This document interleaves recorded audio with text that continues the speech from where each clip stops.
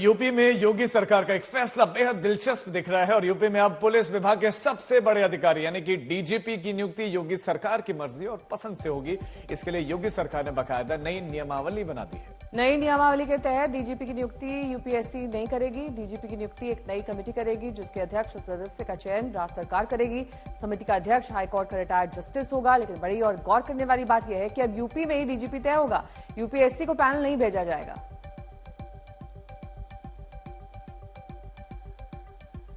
तो ये है डीजीपी की नियुक्ति। पहले दरअसल यूपीएससी को पैनल भेजा जाता था, वहां से चयन होता था, लेकिन अब एक विशेष चयन समिति का गठन और वो विशेष चयन समिति तय करेगी कि उत्तर प्रदेश का डीजीपी कौन होगा। यानी कि नियमों में बदलाव कर दिया गया है। डीजीपी की नियुक्ति पहले एक अलग तरीके से होती थी, अब जो तय करने वाली समिति है उसमें अध्यक्ष होंगे हाईकोर्ट के रिटायर्ड न्यायाधीश। इसमें राज्य के मुख्य सचिव होंगे, यूपीएससी का नामित सदस्य होगा, यूपी लोकसभा आयोग का इसमें नामित सदस्य होगा, राज्य के अपर मुख्य सचिव गृह होंगे और रिटायर्ड डीजीपी भी इस कमेटी का हिस्सा होंगे जो तय करेंगे कि डीजीपी कौन होगा। इस बीच यूपी में डीजीपी की तैनाती के नियम बदलने को कैबिनेट की हरी झंडी के बाद विपक्ष की पहली प्रतिक्रिया सामने आई है। अखिलेश यादव ने सोशल मीडिया प्लेटफॉर्म एक्स पर पोस्ट किया है कि किसी बड़े पुलिस अधिकारी को स्थायी पद देने और उसका कार्यकाल 2 साल बढ़ाने की व्यवस्था बनाई जा रही है। सवाल यही कि व्यवस्था बनाने में खुद 2 साल रहेंगे क्या नहीं। तो अखिलेश यादव का ये ट्वीट, इसमें वो तंज भी कस रहे हैं कि जिन्होंने नियम बनाया है क्या वो खुद भी 2 साल रहेंगे या नहीं। तो अब इस नई नियमावली को लेकर, कैबिनेट के इस नए फैसले को लेकर सियासत देखने को मिली है। सपा प्रमुख अखिलेश यादव का ये ट्वीट।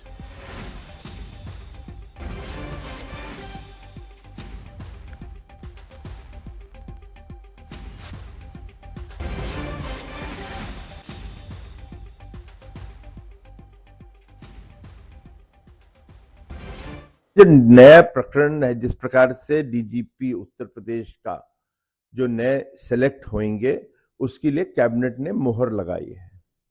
इसमें राजनीतिक हस्तक्षेप नहीं है।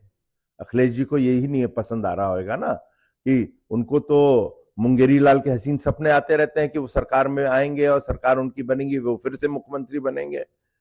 तो उनको राजनीतिक हस्तक्षेप पता है, पारदर्शिता पता नहीं है। भाजपा की पहचान ही पारदर्शिता है और उस पारदर्शिता के तहत एक कमेटी बनी है अन्य लोगों की, नहीं राजनेताओं की, और वो सेलेक्ट करेगी 2 साल के पीरियड के लिए और उसके एक क्या उसकी योग्यताएं होती है उसके बारे में भी आधार करा है। फेडरल स्ट्रक्चर मजबूत होता है, संघीय ढांचा मजबूत होता है तो हम उसके समर्थन में हैं। ऑलरेडी भारत का जो संविधान है वो संघीय ढांचा है, लेकिन उसका वो ढांचा कमजोर होता जा रहा है और हर चीज सेंट्रलाइज होती जा रही है केंद्र सरकार के से किसी भी राज्य में, चाहे रेवेन्यू हो, चाहे एडमिनिस्ट्रेटिव अपॉइंटमेंट्स हों, बहुत सारी चीजें ऐसी हैं। तो जितना डिसेंट्रलाइज होगा उतना लोकल गवर्नमेंट के लिए भी आसान रहेगा। संतोष शर्मा मेरे सहयोगी जुड़ गए हैं तमाम जानकारी के साथ। संतोष, जिस तरीके से अब विपक्ष भी आरोप लगा रहा है कि तमाम नियमावली में बदलाव सरकार ने अपनी सुविधा अनुसार किया है, उनको फायदा हो इस अनुसार किया है, लेकिन प्रशांत कुमार जो कि कार्यवाहक डीजीपी हैं, क्या वही आने वाले वक्त में नए डीजीपी होंगे 2 साल के लिए? देखिए, बिल्कुल इतना तो तय है कि उत्तर प्रदेश की कैबिनेट में जो प्रस्ताव पास हुआ है उसके बाद से प्रशांत कुमार का स्थायी डीजीपी होना एक तय माना जा रहा है, क्योंकि अभी प्रशांत कुमार के पास एक वक्त है। वो मई 2025 में, यानी कि करीब 1 साल के लगभग, करीब 1 साल से 8 से 9 महीने तो अभी है ही, और जनवरी 2024 में वो बतौर डीजीपी के तौर पर, कार्यवाहक डीजीपी के तौर पर उनका अपॉइंटमेंट हुआ था। तो जनवरी 2024 से लेकर के अगर 2 साल का वक्त देखा जाएगा तो जनवरी 2026 तक प्रशांत कुमार को रहना है। और इसमें सरकार ने सेवा विस्तार देने का भी प्रावधान किया है कि 2 साल का कार्यकाल अगर करना है तो हम सेवा विस्तार भी ठीक है।